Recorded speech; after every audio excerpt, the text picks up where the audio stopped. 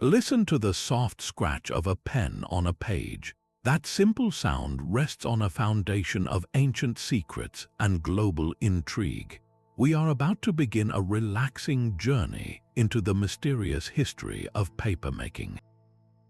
By the end, you will understand how this humble material quietly built the modern world. We will uncover forgotten inventors and explore how a guarded recipe sparked a revolution across continents.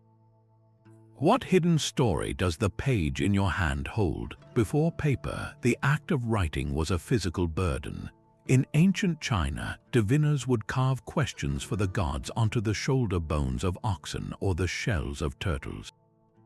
These oracle bones were durable, yes, but each inscription was a laborious act of carving, and the resulting text was locked onto a single, heavy object, impossible to duplicate or send. Across the world in Mesopotamia, scribes pressed wedge-shaped marks into soft clay tablets. Once dried or fired, these tablets became permanent, but imagine a library of them. A single lengthy work could require hundreds of these slabs, weighing down shelves and making transport a task for carts, not couriers. Then there was papyrus, the closest predecessor to true paper, born from the marshy Nile. Egyptians would slice the pith of the papyrus reed into strips, layer them at right angles, and press them until the plant's natural sap bonded them into a sheet. It was lighter than clay and could be rolled into scrolls, but its production was confined to the Nile Delta. This made it an expensive export, a luxury good that tied knowledge to geography and wealth. In Europe, the answer was parchment, made from the meticulously scraped and stretched skins of sheep or calves. A single Bible might demand the skins of over 200 animals, making books phenomenally costly objects, reserved for the most powerful institutions like churches and royal courts. Each of these materials presented a profound limitation. They were either too heavy to move, too fragile to last, too difficult to produce, or too expensive to own. Knowledge was trapped, localized, and exclusive. The world had a universal problem, a silent hunger for a medium that was light, strong, cheap, and easy to make. The stage was set not for a minor improvement but for a quiet revolution. The solution, however, would not emerge from the great libraries of the Mediterranean, but from a most unexpected workshop in the East. Into this world of heavy clay and costly parchment, a whisper of a solution was born in a most unlikely place. Deep within the imperial workshops of the Han Dynasty, around the year 105 of the Common Era, a court official named Cai Lun presented a report to the emperor. He announced the creation of a new writing material, one made from tree bark, old rags, hemp waste, and fishing nets. It was lighter than silk, cheaper than bamboo, and could be produced in seemingly limitless quantities. History recorded this moment as the invention of paper, and Cai Lun's name was etched into the annals of human progress. But is that the whole story, or merely the official beginning of a deeper mystery? The truth is, archaeologists have brushed dust from fragments of paper far older than Cai Lun's report. They have found crude, fibrous sheets in ancient tombs, dating back perhaps 200 years earlier. These fragile whispers from the past suggest that the idea of forming a matted sheet from plant fibers was already stirring in the minds of unknown artisans. So who do we credit? Was Cai Lun the brilliant, singular inventor history remembers, or was he something perhaps more fascinating, a master systematizer? Imagine a recipe passed down in fragments, a technique known only to a few craftsmen in a remote province. Cai Lun, with the resources of the imperial court at his disposal, could have gathered these scattered threads of knowledge. He might have experimented, refined the pulp mixture, standardized the process of soaking, pounding, and drying, transforming a crude local craft into a repeatable imperial technology. His genius may not have been the initial spark, but the act of fanning that spark into a reliable flame. This turns the invention from a single eureka, a moment, into a slow, collaborative unveiling, a secret that was being discovered and lost and rediscovered before finally being captured and perfected. The mystery, then, is not just who made the first sheet, but how a fragile idea survived long enough to be seen by an emperor. What forgotten hands in what quiet workshop first lifted a dripping, fibrous mat from a vat and saw the future? The imperial court of the Han Dynasty was a world of intricate rituals and silent power struggles. Within this delicate hierarchy, Cai Lun was a figure of significant yet precarious influence. He was a eunuch official, a trusted administrator in the court of Emperor He, responsible for overseeing the manufacture of instruments and weapons. His position granted him direct access to the emperor and control over imperial workshops, a unique vantage point from which to observe problems and seek solutions. The official record, the Book of the Later Han, states that in the first year of the Yuanxing era, Cai Lun presented his new papermaking method to the throne. He was praised and rewarded, his invention celebrated, but we must listen carefully to the echoes in that historical hall. Was this presentation simply a report of a technical breakthrough, or was it a masterful political performance? In a court where favor was currency, presenting the emperor with a revolutionary tool for governance and culture would be an act of profound loyalty and a brilliant career move. This is where the mystery of the man deepens. Some historians see Cai Lun as the true inventor, a genius who synthesized raw materials into a world-changing product. Others view him as the ultimate improver, the man who took a scattered artisanal process and refined it into a scalable, imperial technology.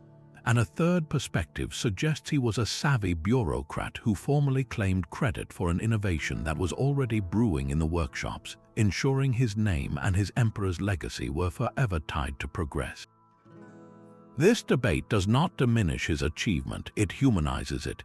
It places him not as a mythical figure who sprung paper fully formed from his mind, but as a complex person operating within a specific time and place.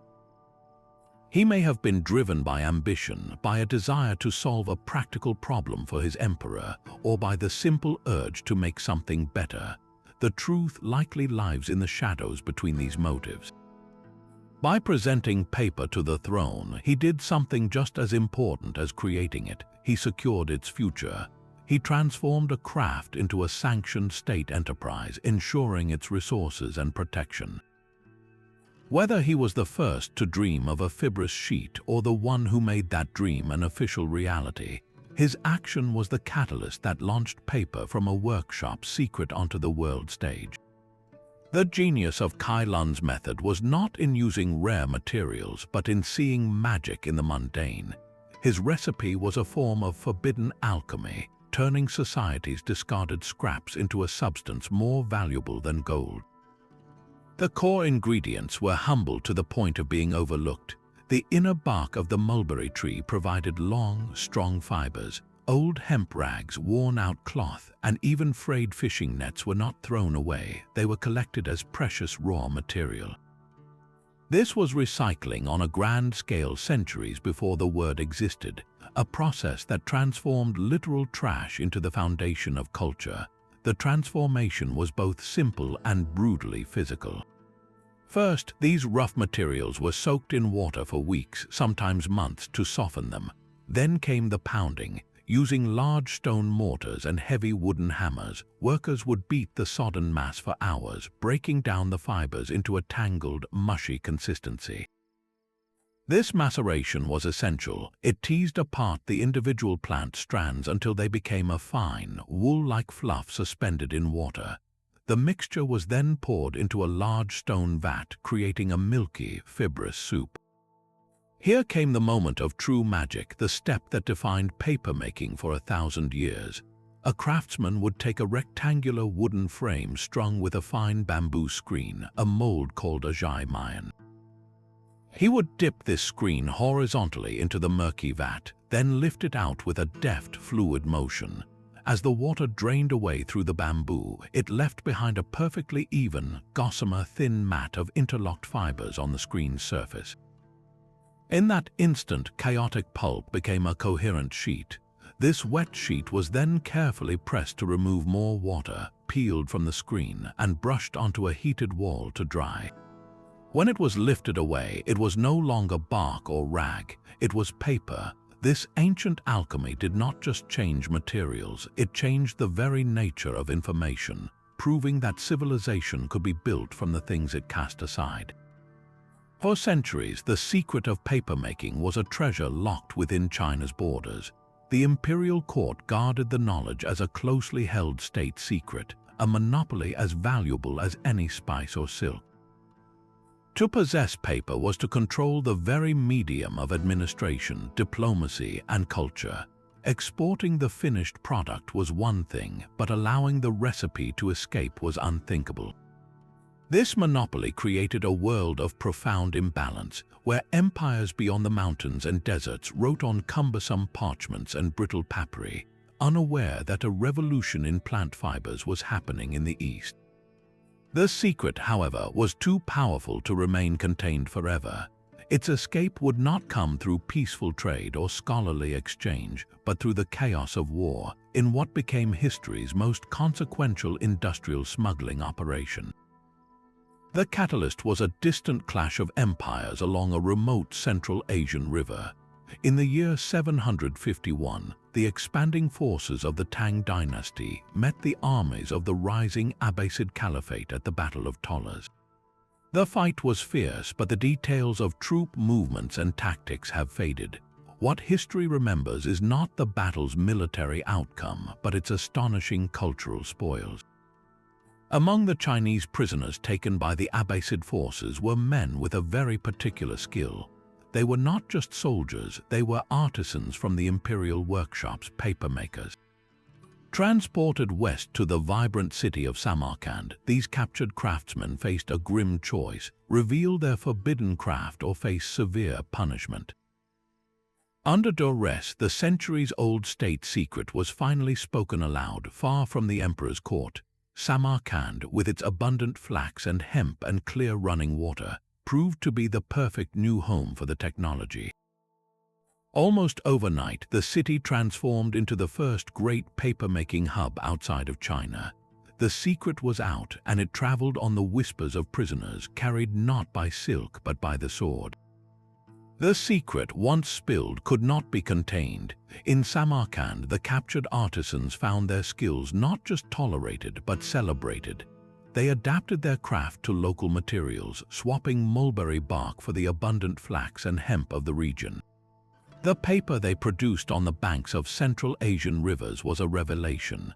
It was smoother and more durable than fragile papyrus, which cracked and frayed.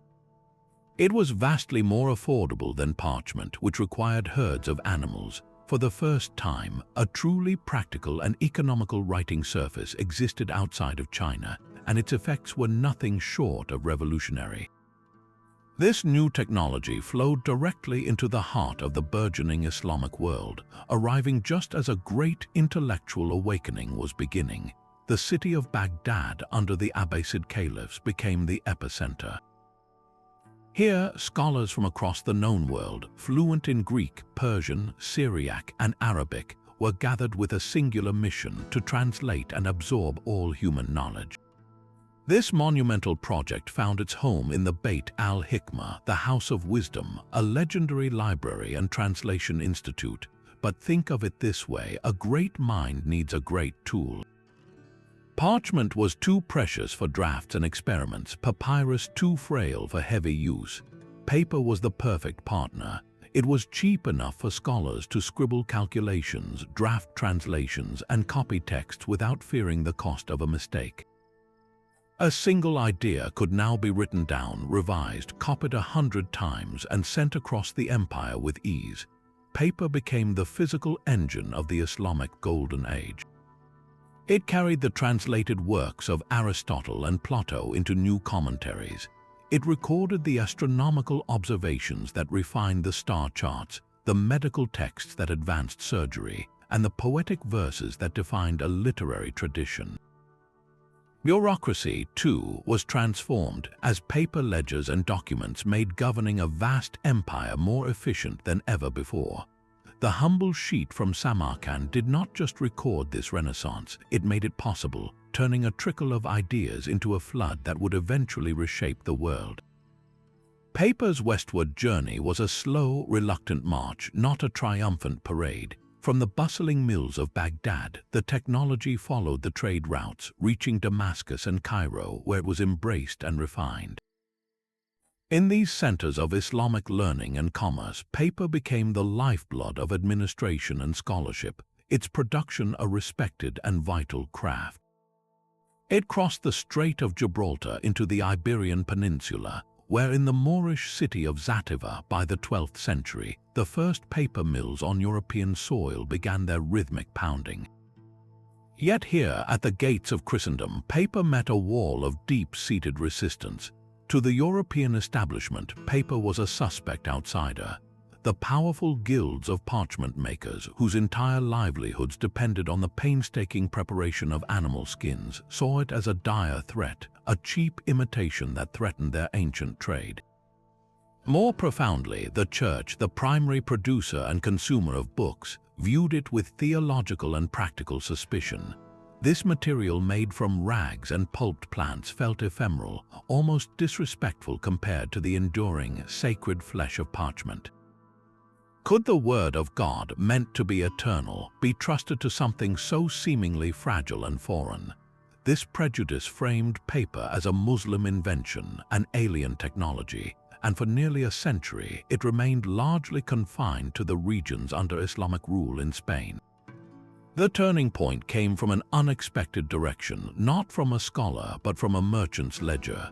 As trade between the Italian city-states and the Arab world intensified, practical businessmen began to see paper's overwhelming advantage for contracts, records, and accounts. It was simply more efficient. This commercial pressure created an opening. In the 13th century, in the Italian town of Fabriano, artisans achieved a breakthrough. They harnessed the power of fast-flowing mountain streams to drive water wheels, which in turn operated heavy wooden hammers to mechanically pound the rag pulp.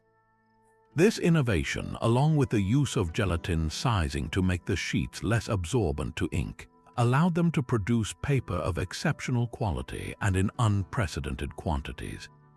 The Fabriano mills did not just make paper, they perfected it for European needs, creating a product so superior it began to dismantle the old prejudices. The establishment of these mills marked a quiet but irreversible shift, the beginning of the end for parchment's thousand-year reign. The stage was now set for a collision between this new medium and an old continent, a meeting that would ignite an explosion of ideas. The relentless pounding of wooden hammers in Fabriano was the sound of a new era. Nestled in the Apennine Mountains, this Italian town became the crucible where paper was finally reborn for Europe. Its artisans were not just copying an Eastern technique, they were re-engineering it, solving the very problems that had made paper seem cheap and foreign. Their first masterstroke was to harness the power of the mountain streams. They channeled this rushing water to turn massive wheels, which then lifted and dropped a series of heavy wooden trip hammers into stone troughs filled with rag pulp. This water-powered mechanization was a quantum leap. It replaced the exhausting, days-long manual pounding with a consistent, powerful, and tireless rhythm. The fibers were broken down more thoroughly and uniformly than ever before, resulting in a pulp that produced stronger, smoother sheets at a pace parchment makers could scarcely comprehend. But strength and speed were only part of the puzzle. The paper that arrived from the Islamic world was often too absorbent, causing ink to bleed and blur, a fatal flaw for the precise scripts of European scribes. The Fabriano craftsmen found an elegant solution in their own kitchens: animal gelatin. By dipping their freshly formed sheets into a warm bath made from boiled animal hides and bones, they coated the fibers with a fine, protective layer. This process, called sizing, transformed the paper's surface. It became resistant to ink bleed, allowing for crisp, clean lines and the intricate flourishes of Gothic script. Now, paper could match parchment's performance for beauty and legibility at a fraction of the cost and effort. Yet the most poetic and mysterious of Fabriano's contributions was born from a simple need for identity. In the crowded vat room, how could one mill tell its sheets apart from another's? The answer was woven into the very fabric of the paper. They began sewing delicate wire patterns like a tiny signature or symbol onto the surface of the bamboo screen mold. When the craftsman dipped the mold into the pulp and lifted it, the wire would create a barely perceptible thin spot in the forming sheet. Held to the light, this thin spot became a translucent emblem, a watermark. At first, these were simple designs, a circle, a cross, or the outline of a tower. They served as a brand, a mark of quality and origin that traveled with every sheet sold. But quickly, their purpose deepened. A watermark could denote paper size, quality grade, or even the year of production. For important documents, a unique watermark acted as a primitive security feature, a guarantee of authenticity nearly impossible to forge without the original mold. Each sheet now carried a hidden signature, a ghost image in its fiber, whispering the name of its maker to anyone who knew to look. This fusion of brute force engineering and delicate artistry elevated paper from a mere commodity to a crafted object of trust and beauty, a silent witness ready to carry the coming storm of words. A watermark was a clever brand, but it could not erase the deep cultural divide paper faced. In the scriptoria of great monasteries and the halls of royal courts, parchment was not just a material, it was a tradition steeped in sacred permanence. Each sheet was the processed skin of a calf, sheep, or goat, scraped, stretched, and dried with meticulous care. The result was luxurious, durable, and breathtakingly expensive. A single large Bible might require the skins of 250 animals, making every book a monumental investment, an object of reverence and wealth. Paper, by stark contrast, was born from rags and river water. It was affordable, it could be produced in reams, and to the established elite that was precisely the problem. Its very cheapness made it seem common, transient, even disrespectful. How could something made from old laundry be trusted to carry holy scripture or royal decrees? This sparked a quiet culture war, a battle between the prestige of the old and the practicality of the new. The victory of paper was not won in cathedrals, but in counting houses and courtrooms. For merchants tallying shipments of wool or spices, the economics were undeniable. A ledger of parchment was a costly asset to be used sparingly. A ledger of paper, however, could be filled with drafts, copies, and daily entries without bankrupting the business. Lawyers and notaries, drowning in contracts and legal copies, found in paper a liberating efficiency. They could produce multiple identical documents for all parties, a simple act that was prohibitively difficult with costly, unique parchment skins. Scholars, too, began to covertly embrace the new medium. A student could now afford to own personal copies of texts, to scribble notes in the margins, to think freely on a surface that did not feel sacred. Paper democratized the act of writing, moving it from an institutional ceremony to a personal tool. Yet parchment did not surrender. It retreated to the highest ground of ceremony and law. For a royal charter granting lands, a treaty between empires, or an illuminated Bible destined for an altar, only parchment would do. Its durability was proven over centuries, and its cost sent a message of gravity and permanence that paper for a long time could not match. This created a fascinating duality in medieval society. The day-to-day machinery of commerce, governance, and scholarship began to hum on paper, a rapid, rustling engine of progress. Meanwhile, the most solemn promises of state and faith were still inscribed on the silent, enduring flesh of animals. This was not merely a choice of materials, but a profound social revolution. Paper subtly shifted power, making information and administration accessible to a growing class of merchants, professionals, and literate townsfolk, slowly weaving the fabric of a new world from the threads of old cloth. That ghost image in the paper was a silent promise of consistency, a quality that would soon meet its perfect partner. In the mid-15th century, in the German city of Mainz, a goldsmith named Johannes Gutenberg was perfecting a machine of metal and ingenuity. His system of movable type, with individual letters cast in metal and arranged in a frame, is rightly celebrated as one of humanity's greatest inventions. But a critical question lingers: what good is a machine that can stamp out 1,000 perfect letters per hour if it has nothing to stamp them onto?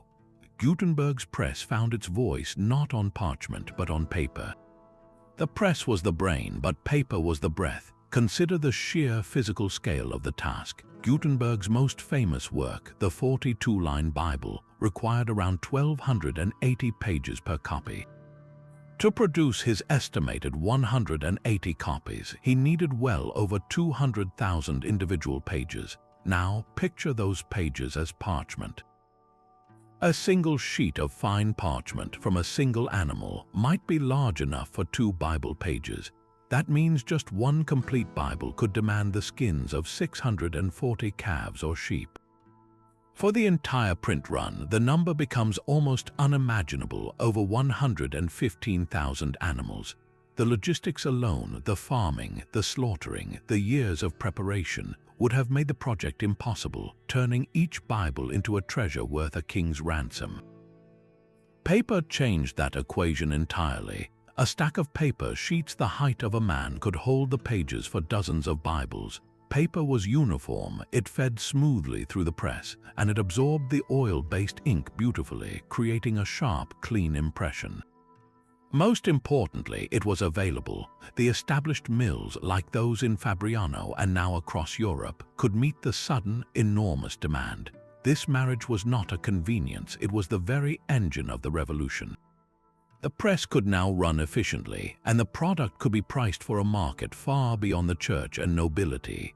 For the first time, identical copies of complex texts, from the Bible to scientific treatises to political pamphlets, could be produced by the hundreds and sold for a fraction of the old cost. Ideas were no longer rare artifacts, they were becoming commodities. This torrent of printed material, flowing on a river of paper, directly fueled the fires of the Renaissance and the Reformation. Scholars could now compare identical copies of ancient Greek texts, building on shared knowledge. Reformers like Martin Luther saw his critiques of the Church translated and printed by the tens of thousands, spreading across Germany in weeks rather than decades. The press gave ideas speed, but paper gave them volume and reach. One created the potential, the other made it practical. Together, they broke the monopoly on knowledge, transferring power from the institutions that controlled the scribes to the individuals who could now afford a book. The silent partner in this revolution, the humble sheet born from rags, proved it was not just a surface for writing, but the very foundation of the modern mind. The printed word crossed the Atlantic on the same ships as the conquistadors. As European empires staked their claims in the Americas, they brought with them an insatiable need for the tool that enabled their control: paper. Royal decrees, land titles, maps, and religious manuals all required its smooth, uniform surface. But this arrival poses a profound historical puzzle. In the sophisticated civilizations of Mesoamerica, where great libraries of knowledge had flourished for centuries, did a form of papermaking exist independently? The answer reveals not a simple yes or no, but a fascinating divergence in human ingenuity. The Maya and the Aztecs did not make paper as the Chinese or the Arabs understood it. Instead, they crafted a remarkable material known as amate. The process began with the inner bark of wild fig or mulberry trees. Strips of this bark were soaked, then beaten with stone tools on a flat surface, not to separate individual fibers into a pulp, but to widen and mesh the strips into a single, felt-like sheet. The result was a durable, flexible material with a distinct pebbled texture, often given a white finish with a lime wash. On these sheets of amate, scribes painted the vibrant, complex histories and rituals of their world, creating the folded screen books we call codices. Amate was a brilliant, indigenous innovation, perfectly suited to the pigments and stylistic needs of Mesoamerican artists. Yet it was not true paper, which is defined by the complete breakdown of the source material into a slurry of individual fibers, which are then reformed on a screen. This fundamental difference in process is the key to the mystery. The knowledge of how to macerate and reconstitute fibers into paper had not, it seems, arisen separately in the Americas. So how did that specific alchemy finally reach the New World? The transmission was almost certainly a byproduct of conquest and conversion. Spanish colonizers, from soldiers to bureaucrats, would have relied on paper imported from Europe at tremendous cost. But the demand was too great, and the solution was to establish local production. The first paper mill in the Americas was likely built not long after the fall of Tenochtitlan, possibly in the 1530s or 40s, in the region of modern-day Mexico. It would have been a direct transplant of the European technology, powered by water and reliant on the old rag trade. Its primary purpose was stark: to serve the machinery of the new empire. Paper was the physical substance of control. It recorded land seizures, imposed new laws, and countered tribute extracted from indigenous populations. For the Franciscan and Jesuit missionaries, paper was an equally vital tool for evangelization. They used it to print catechisms and grammars in indigenous languages, seeking to replace the painted Amate codices, which they often viewed as pagan objects and destroyed. In a tragic irony, the very material that had carried one civilization's memory was supplanted by the material used to erase it and impose a new faith. The story of paper in the Americas is thus a layered mystery, a tale of a parallel invention that never quite converged with the old worlds, and of a technology whose arrival marked not just a change in material, but the overwhelming of one world by the administrative and spiritual needs of another. The relentless logic of the machine age finally turned its attention to the ancient vat room.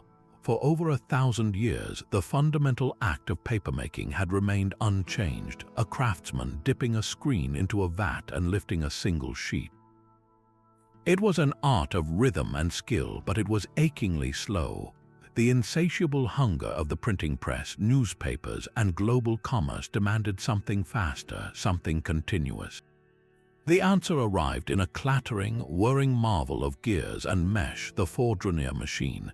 Patented in the early 1800s and named for the English brothers who financed its development, this machine did something that seemed like magic. It made paper not sheet by sheet, but as an endless flowing ribbon. Imagine a river of milky pulp poured onto a fast-moving, vibrating belt of fine wire mesh. As it raced forward, water drained away through the screen, and the fibers began to knit together. The wet, fragile web then passed through a series of rollers that pressed it and felt blankets that dried it, emerging at the far end as a solid, continuous sheet that could be wound onto a giant reel. A single Fourdrinier machine could produce in one day what a traditional mill might take weeks to create. This invention did not just speed up papermaking. It transformed its very nature, moving production from the water-powered artisan mill to the deafening, smoke-belching factory. Paper was no longer crafted, it was manufactured.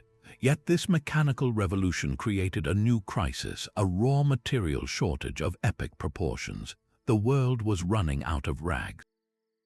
For centuries, paper had been born from discarded linen and cotton.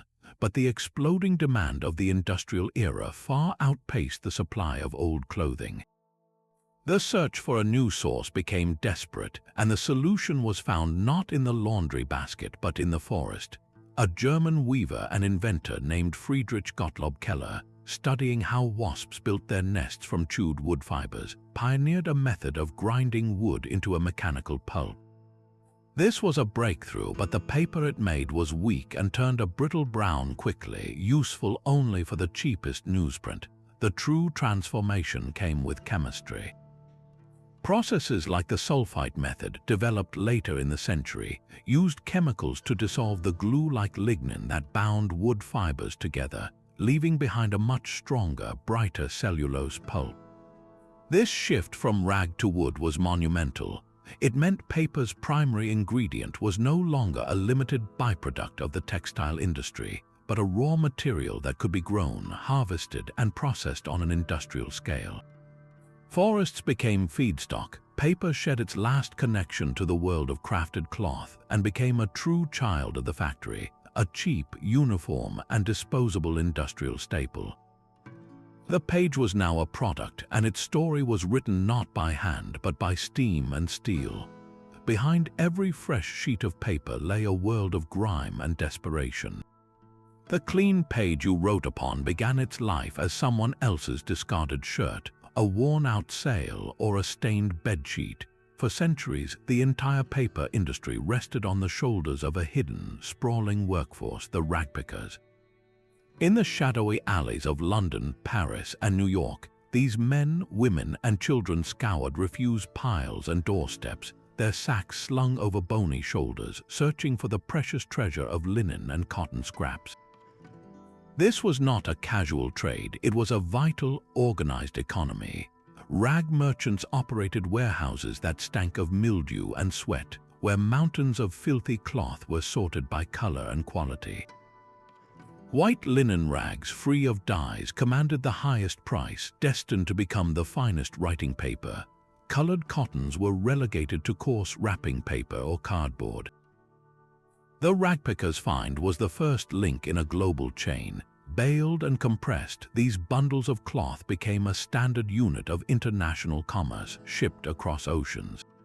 A paper mill in Massachusetts might run on rags collected in the slums of Liverpool, while a French mill depended on linen scraps imported from Egypt.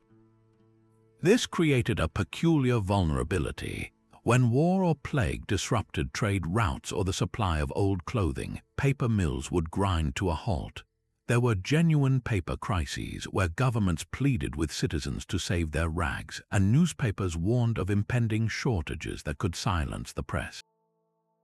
The rag trade added a deeply human, gritty dimension to the story of paper.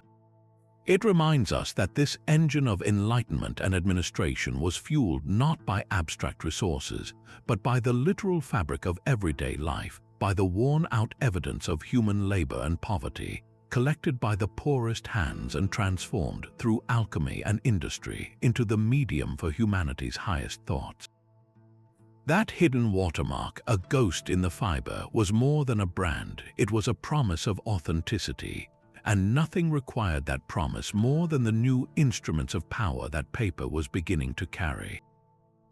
As nations grew from feudal kingdoms into centralized states, they faced an immense administrative challenge: how to govern vast territories and millions of people. The answer was written quite literally on paper. Efficient bureaucracy became the nervous system of the modern state, and paper was its essential tissue. Where parchment was too costly for daily use, paper allowed for the creation of duplicates, filing systems, and standardized forms. Census records could now track populations. Land registries could define property with a clarity that reduced disputes. Legal codes, printed and distributed, created a uniform rule of law that could be understood from the capital to the farthest province. Most crucially, paper revolutionized taxation. Detailed assessments of land and goods could be recorded, copies sent to local collectors and central treasuries, and receipts issued. This created an auditable trail, making the state's financial engine more powerful and predictable than ever before. Paper did not just record power, it was power, the physical mechanism that allowed a king's will to be systematically imposed across a continent. This administrative revolution found its purest expression in a deceptively simple object, a piece of printed paper that everyone agreed was valuable. The concept of paper money first emerged in China during the Tang Dynasty out of practical necessity. Merchants carrying heavy strings of copper coins over long trade routes began depositing their metal with trustworthy agents, receiving a paper receipt called a jiaozi in return. This receipt could then be redeemed elsewhere. It was a promise, a piece of paper that stood in for something real. By the Song Dynasty, the state took over this system, issuing the world's first government-backed paper currency. It was a staggering leap of faith, asking an entire society to trust the emperor's stamp on mulberry bark paper more than the weight of silver in their hand. This system required not just trust but incredible technical skill.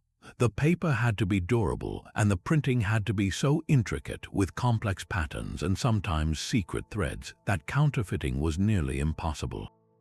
The penalty for forgery in many eras was death, a testament to how seriously the state guarded the integrity of this paper promise. When Marco Polo brought tales of this flying money back to Europe, they were met with astonishment and disbelief. The idea seemed like alchemy, yet centuries later, as European commerce exploded, the limitations of metal coinage became acute. Banks began issuing handwritten notes, promises to pay the bearer a specific sum of gold or silver on demand. These private banknotes were the precursors to modern currency, but the true power shift occurred when governments, often to fund expensive wars, began issuing their own paper money, not fully backed by precious metals. This was a declaration of sovereign power, saying this paper has value because we, the state, say it does. The Bank of England, founded in 1694, perfected this model, issuing notes that funded Britain's rise to global empire. The paper itself became a battlefield of security features, watermarks, embedded threads, and exquisite engraving, all designed to make the note a fortress against fraud. A nation's wealth was no longer just in its vaults, but circulating in the pockets of its people, a daily exercise in collective trust made possible by a slip of specially crafted paper. But paper's financial magic went even further. Imagine a king needing to wage a war, a cost far exceeding his treasury's yearly taxes. His solution was to borrow, not from a single wealthy noble, but from thousands of ordinary citizens and merchants. He did this by issuing a government bond, a beautifully printed certificate that said, "We owe you this much money plus interest in 10 years. This piece of paper transformed future tax revenue into immediate cash, allowing nations to build navies, raise armies, and finance colonies on a scale previously unimaginable. Similarly, the joint stock company, like the Dutch East India Company, raised capital by selling shares, paper stock certificates that represented a tiny slice of ownership in a venture spanning oceans. These were not mere receipts, they were revolutionary social contracts. A bond made every citizen a creditor to the state. A stock certificate made a shopkeeper a part owner of a fleet bringing spices from the Indies. Paper had democratized risk and reward, pooling the resources of a nation to fund endeavors of staggering ambition. The empires that shaped our modern world were not built on silver alone, but on the faith and futures traded on these fragile, powerful sheets. In the quiet rustle of a banknote or the crisp fold of a bond, paper had become the silent engine of history, weaving together the fate of millions with nothing but ink and fiber. The silent promise of a banknote or bond was one kind of power, but paper held another, far more intimate form of magic. It became a partner to the artist's hand, a surface that could capture a fleeting thought or hold the weight of a masterpiece in waiting. In the studios of the Renaissance, masters like Leonardo da Vinci and Michelangelo did not begin their frescoes or sculptures on expensive parchment or panels of wood. They started with a humble sheet of paper and a stick of charcoal. These preparatory sketches or cartoni were the birthplace of genius, a quick study of a hand's gesture, a detailed layout for a massive wall painting, a furious exploration of anatomical form, all lived first on paper. It was the forgiving, affordable medium for experimentation, where an idea could be tried, rejected, and revised without the fear of wasting costly materials. Paper allowed thought to become visible, turning the private chaos of creation into a path toward public perfection. Across the world, in the studios of China and Japan, paper was not just a support for art, it was an essential element of it. The art of calligraphy and ink wash painting demanded a specific relationship between brush, ink, and surface. Artists sought papers like Chuan paper from China, renowned for its soft, absorbent quality that allowed ink to bloom and settle in beautiful, unpredictable ways, or the stronger, versatile washi of Japan, made from the long fibers of the mulberry, gampi, or Mitsumata shrubs. These were not passive canvases, they were collaborators. The paper's texture, absorbency, and even its slight imperfections became part of the artistic statement, a whisper of nature in the stroke of the brush. As artistic techniques evolved in the West, so too did specialized papers. The luminous transparency of watercolor required a heavy, textured paper that could be stretched taut and soaked without disintegrating. Printmakers, from Albrecht Dürer with his woodcuts to Rembrandt with his etchings, needed papers with just the right tooth and resilience to be pressed onto inked plates, capturing every fine line and shadow. Each art form, in essence, grew its own perfect skin from fiber, yet perhaps the ultimate expression of paper's creative soul is found in an art that uses no ink, no paint, and no brush at all. In Japan, the ancient practice of origami, which means folded paper, elevates the sheet from a surface into the substance of sculpture itself, beginning with a single, often perfectly square sheet, and adhering to the strict rule of no cuts or glue. Masters transform the flat plane into astonishingly complex forms, a lifelike crane, a delicate blossom, a fearsome dragon.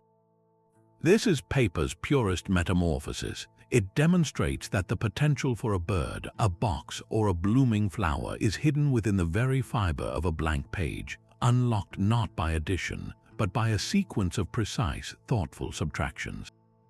From the Renaissance sketch that held a whisper of the Sistine Chapel, to the calligrapher's sheet that breathed with ink, to the origami crane that seems ready for flight, paper reveals itself not merely as a carrier of ideas, but as a source of wonder, its blankness an invitation to create worlds from a simple fold. But the most intimate relationship we have with paper is one we rarely speak of. In 6th century China, an imperial court scholar named Yan Zhitui left behind a curious note of advice, recommending against using paper with famous quotations or commentaries for, as he delicately put it, toilet purposes. This is the first known mention of a product so mundane, so utterly private, that its history is written in whispers: toilet paper. For the Chinese imperial court, it was a luxury, sheets of perfumed paper provided for the emperor and his retinue. For centuries, this practice remained an exotic peculiarity of the East. In the West, the alternatives were, to put it mildly, whatever was at hand and disposable. Farmers might use corn cobs, leaves, or handfuls of straw. By the seaside, it was mussel shells or worn-out rope. In more urban settings, people relied on old newspapers, pages from catalogs, or simply a scrap of cloth that would be washed and reused. The Sears Roebuck catalog famously included a hole in its corner so it could be hung in outhouses, its pages serving a dual purpose.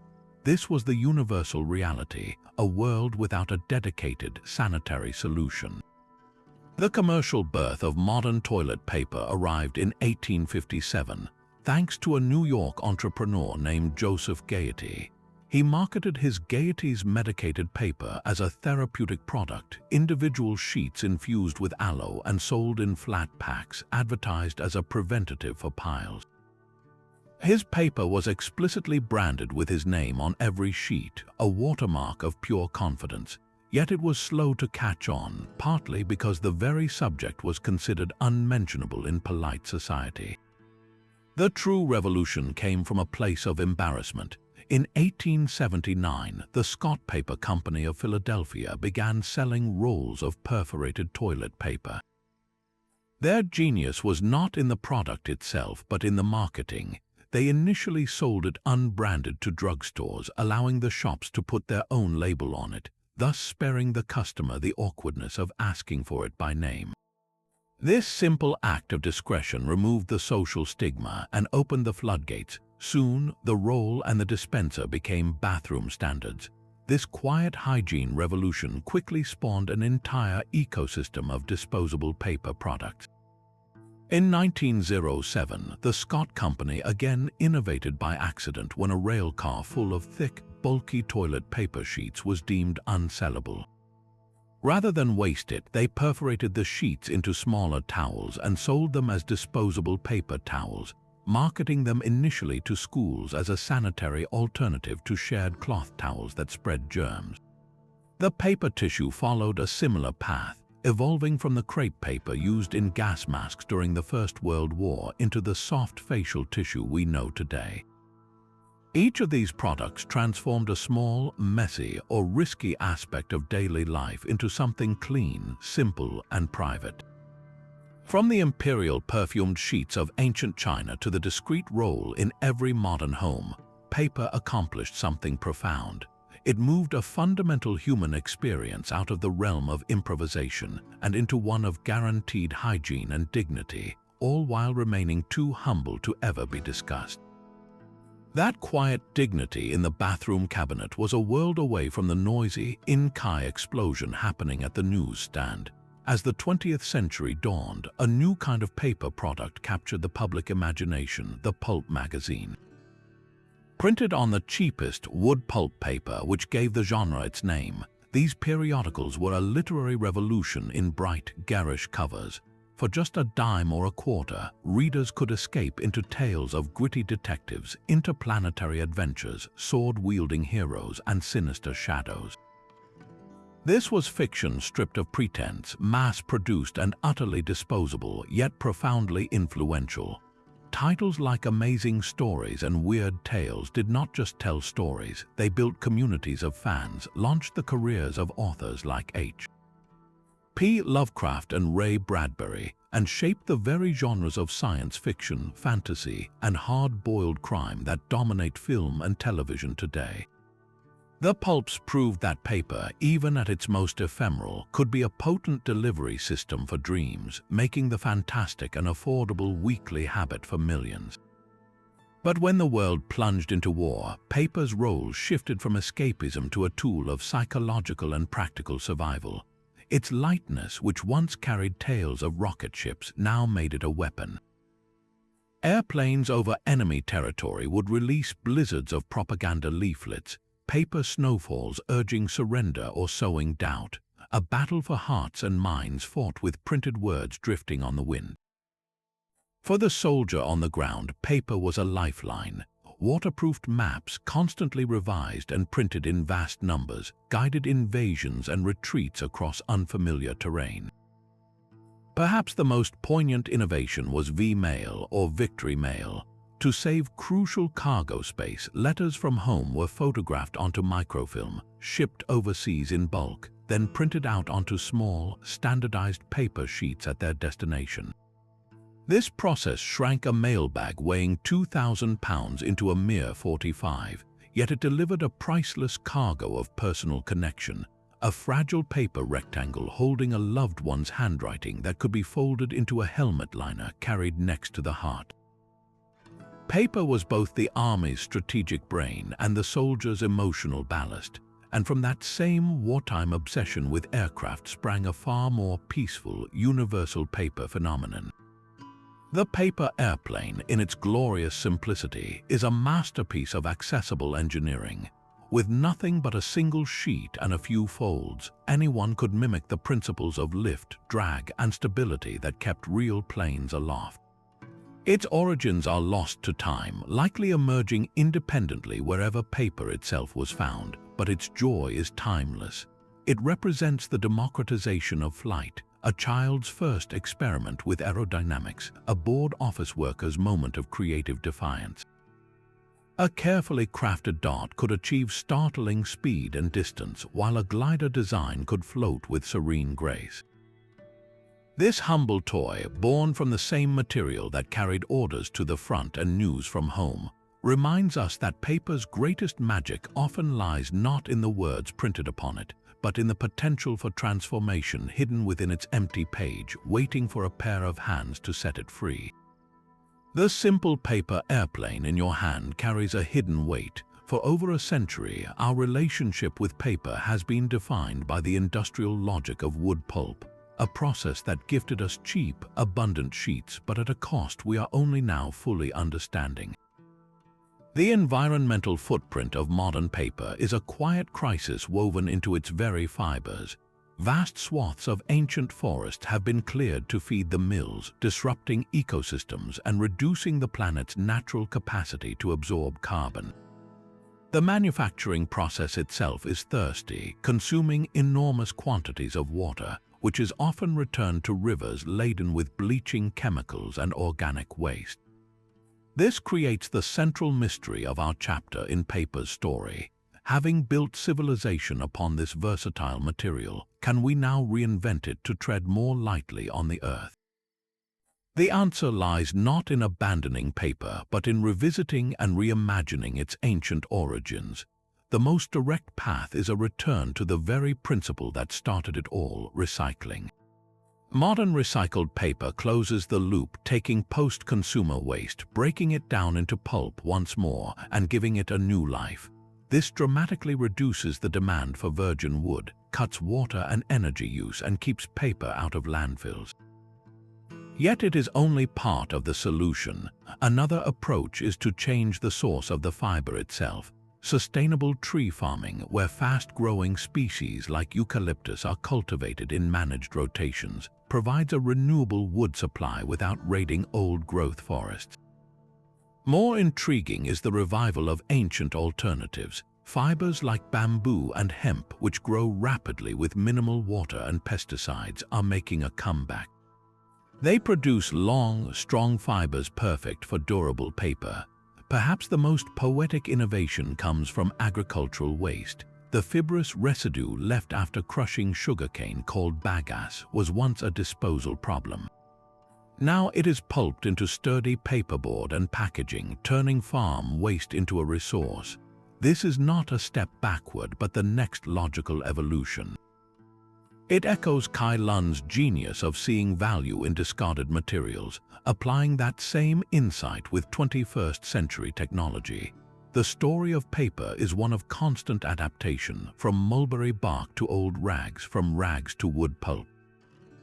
Today, we stand at another turning point, tasked with solving the environmental puzzle our own industrial success created.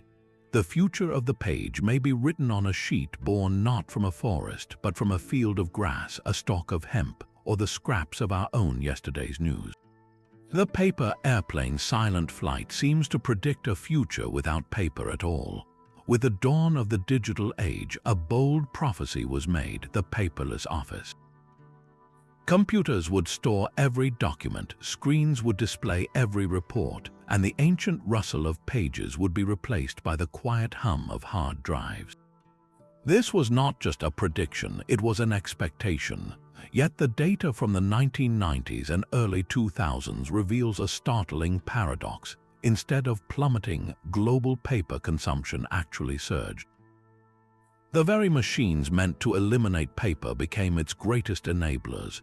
The personal printer, sitting on every desk, made it effortless to produce a hard copy of every email, every web page, every digital memo. Why read a lengthy report on a straining monitor when you could print it and read it comfortably? Digital creation made duplication trivial, and paper was the easiest, most familiar output. For a time, we did not replace paper, we equipped it with a vastly more efficient printing press. So why does paper stubbornly persist even as screens dominate our lives? The reasons are deeply human. Paper offers a tactile quality that a glowing rectangle cannot match. The physical act of writing by hand on a sheet engages the brain differently, aiding memory and focus in a way typing often does not. A book or a printed document has a sense of permanence. It does not flicker, run out of battery, or become unreadable due to a software update. It exists unchanging in the real world. It requires no power, no login, no subscription. It is a democratic technology in its simplicity. This has created a curious coexistence. We live hybrid lives, drafting ideas in a notebook before typing them up, signing digital documents only to print and file the final copy, reading novels on devices but preferring cookbooks and art books in physical form. Current trends now show a genuine decline in certain sectors, like office printing and newsprint, as tablets and better screens finally fulfill some of that paperless promise. But this decline is wildly uneven. Look at your doorstep. The explosive growth of e-commerce has created a tidal wave of cardboard and packing paper. Every online order arrives in a personalized box filled with void-fill paper or molded pulp cushions. This is paper's new frontier, not as a carrier of information, but as a shell for physical goods in a digital shopping world. So the story is not a simple replacement, but a subtle shift. Paper has retreated from some roles where it was merely a temporary vessel for information, but it has dug in deeply where its physical, structural, and psychological advantages remain unmatched. The page is not disappearing, it is simply finding its essential place.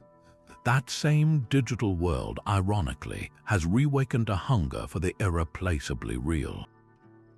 In studios and workshops from New England to Kyoto, a quiet renaissance is unfolding as artisans are returning to the ancient vat and mold, not for industry but for beauty. This is the modern handmade paper movement, a deliberate step away from the uniformity of the factory reel and back toward the singular, textured soul of the craft. These papermakers are not just reviving old methods, they are reconnecting with the material at its most elemental level, creating bespoke sheets that are artworks in themselves. For a fine artist, the choice of paper is the first and most critical creative decision. A painter working in watercolor seeks a sheet with a specific tooth and absorbency, one that will hold a pigment in a certain way, allowing for luminous washes or crisp details.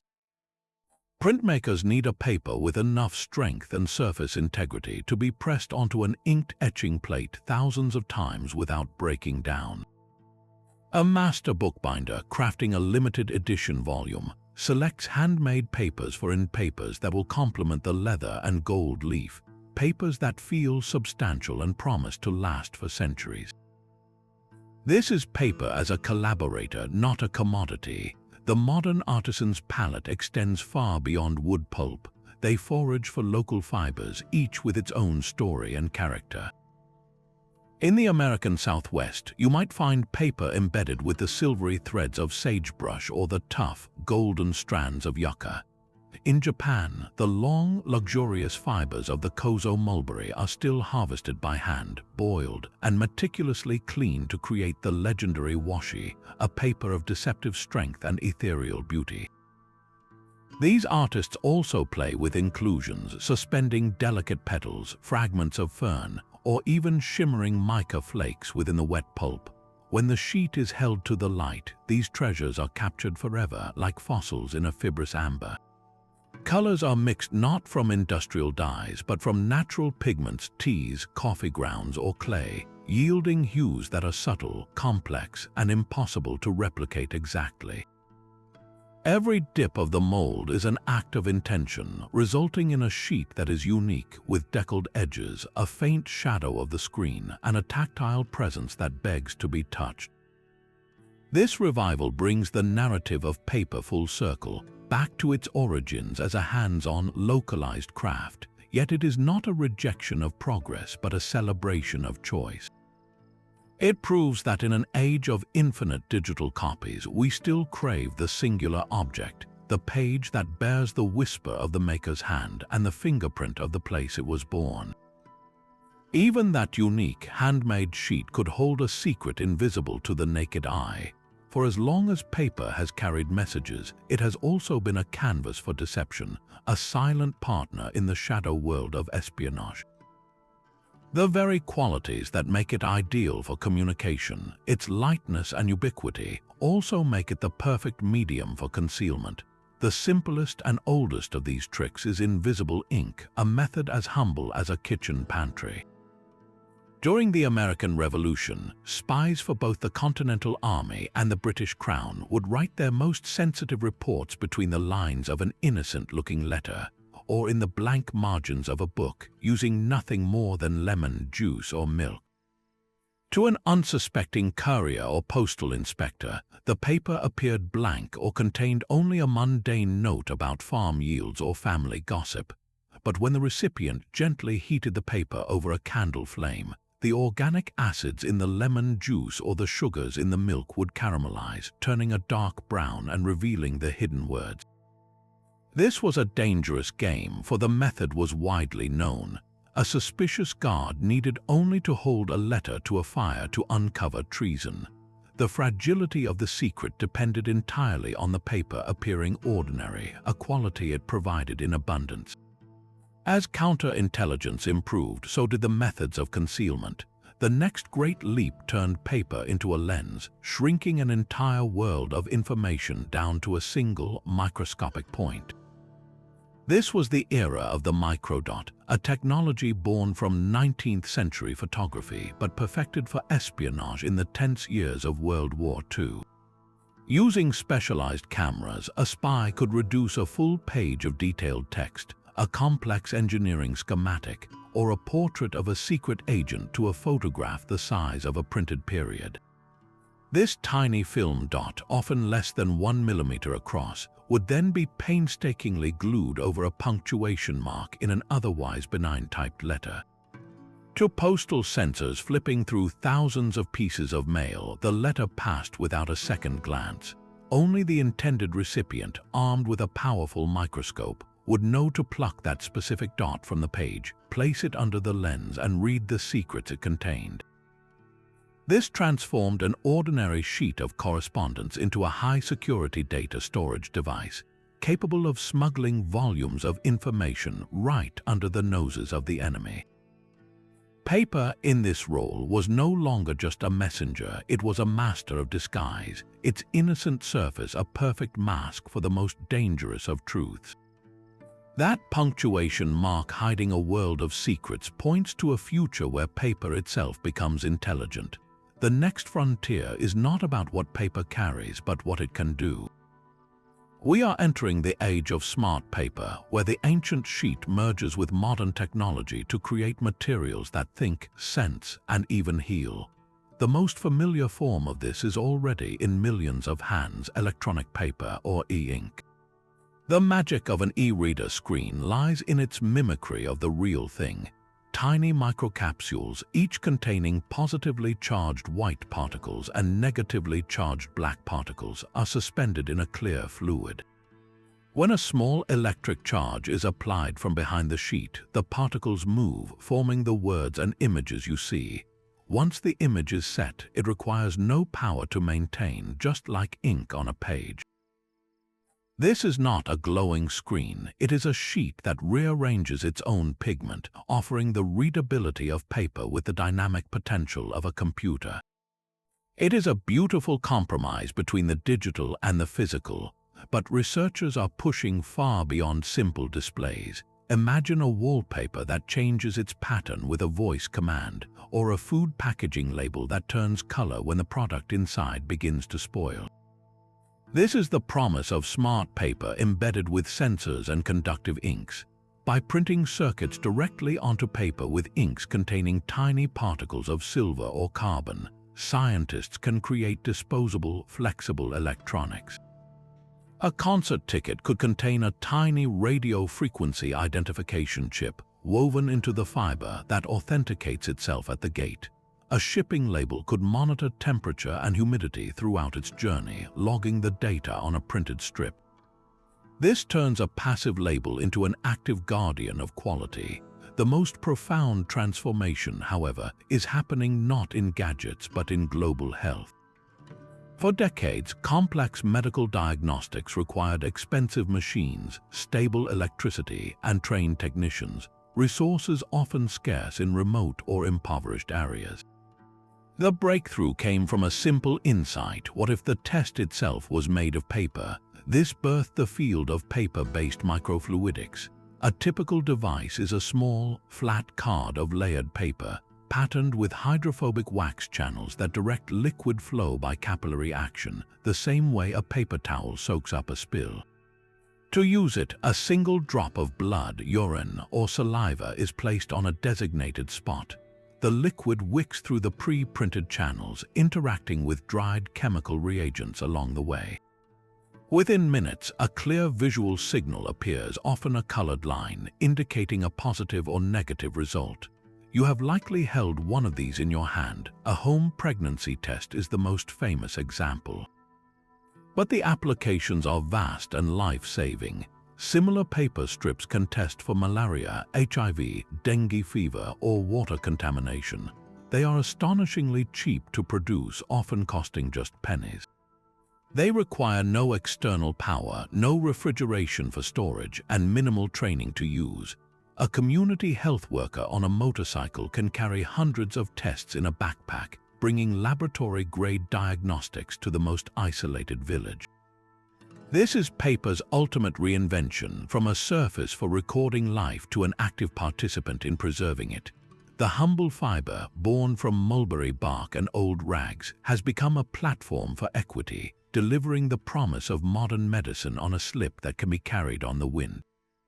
From a whisper of pulp on a bamboo screen to a sensor in a remote clinic, the journey of paper is an unbroken thread woven through the heart of human history. It began as a guarded secret in an imperial workshop, a simple recipe of bark and rags that promised to lighten the burden of knowledge. That promise was kept 1,000 times over. Paper became the silent, indispensable backbone of empires and the quiet companion of dreamers. It carried the word of God into humble homes and the critiques of reformers across continents. It recorded the laws that built nations and the bonds that funded their ambitions. It held the first tentative sketch of a masterpiece and the final, elegant fold of a crane.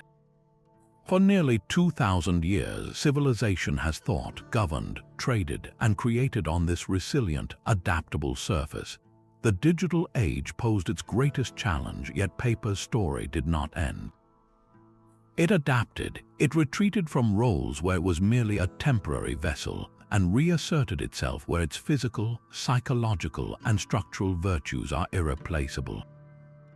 It endures in the weight of a cherished book, the trusted feel of a handwritten note, the protective strength of a shipping box, and the life-saving simplicity of a diagnostic strip. Paper is no longer just a technology, it is a cultural artifact woven into the very fabric of how we experience the world. So the next time you hold a sheet, feel its texture. That blank page is a quiet monument to an epic journey, a testament to human ingenuity's power to transform humble fibers into the medium of progress itself. It is an invitation, too, for every story still waiting to be written. Perhaps you have a favorite book whose pages have softened with time, or a letter saved in a drawer, its ink fading but its meaning undimmed. Maybe you have a child's drawing, a paper crane folded long ago, or a ticket stub from a perfect day. Each one is a personal chapter in this grand story of paper. We would love to hear about your own paper treasures in the comments below. Tell us about the artifact that connects you to this history. And if this journey has sparked your curiosity, consider a simple experiment of your own. You can make a sheet of paper at home with little more than recycled scraps, a blender, and a screen. Feel the transformation from pulp to page with your own hands and connect to that ancient rhythm. Or visit a local museum or archive and stand before a historical document, seeing not just the words but the very fiber that carried them through time. Thank you for joining this relaxing exploration of a history hidden in plain sight. If you enjoyed uncovering the mysteries of everyday things, please subscribe for more deep dives into the stories woven into the fabric of our world. As the screen fades to a gentle shot of a flowing river, remember that history, like water, moves in a continuous, shaping flow, carrying the whispers of the past into the quiet moments of our present.